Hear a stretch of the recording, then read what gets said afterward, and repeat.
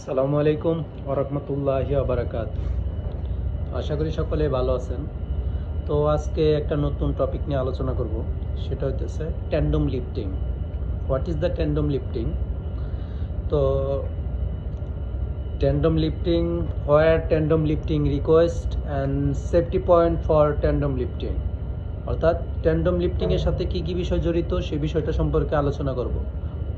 তো tandem lifting, প্রথমে যদি প্রশ্ন করা হয় যে ট্যান্ডম লিফটিং কি, তো সেক্ষেত্রে আমাদের অ্যান্সার হবে, আমরা যখন কোনো লোড একটা ক্রেনের মাধ্যমে উঠানে সক্ষম হই না, অর্থাৎ কিছু কিছু লোড আছে ওভারলোড, অর্থাৎ দেখা গেছে যে আপনার কাছে 150 টন ক্রেন আছে, 600 টন ক্রেন আছে, কিন্তু কি আপনার একটা ক্রেনে কি মালের লোড ওঠানোর মতো কি আপনার ক্রেনের ক্যাপাসিটিতে আসতেছে না। তো সেক্ষেত্রে দুইটা ক্রেন ব্যবহার, দুইটা তিনটা যাই করি না কেন, অর্থাৎ একটার উপরে যদি ক্রেন ইউজ হয় সেক্ষেত্রে আমরা সেটাকে ট্যান্ডম লিফটিং বলবো। তো আবার আরেকটা অপশন, সেটা হচ্ছে অনেক সময় দেখা যায় যে মালের লেন্থ, অর্থাৎ লম্বায় মালটা বেশি বড় হয়ে যায়। সেক্ষেত্রে একটা ক্রেনে যদি উঠাইতে যান, মালের যে অর্থাৎ ম্যাটেরিয়ালের যে সেন্টার অফ গ্র্যাভিটি, অর্থাৎ মিডিল পয়েন্ট যেটা বলি বাংলা ভাষায়, মিডিল পয়েন্টে যদি আমার হুক পয়েন্টটা না আসে, অর্থাৎ আমার বুম অ্যাঙ্গেল যদি না পৌঁছায়, আমার হুকটা যদি মেন পয়েন্টে না পৌঁছায়, সেক্ষেত্রে কি আমি লম্বা মালের ক্ষেত্রে, অর্থাৎ দৈর্ঘ্যে যেটা বেশি লম্বা হয় মাল ম্যাটেরিয়াল, সেক্ষেত্রে আমরা কি দুইটা ক্রেন ইউজ করি, যাতে আমরা সেন্টার অফ গ্র্যাভিটিকে কি ম্যাটেরিয়ালের সেন্টার অফ গ্র্যাভিটিকে আমরা ঠিক রাখতে পারি। সেক্ষেত্রেও কি আমরা ট্যান্ডম লিফটিংয়ের প্ল্যান করে থাকি।